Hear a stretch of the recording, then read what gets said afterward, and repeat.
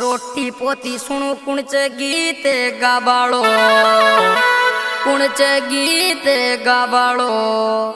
और गाणो देवराज गायो छोरो हुआ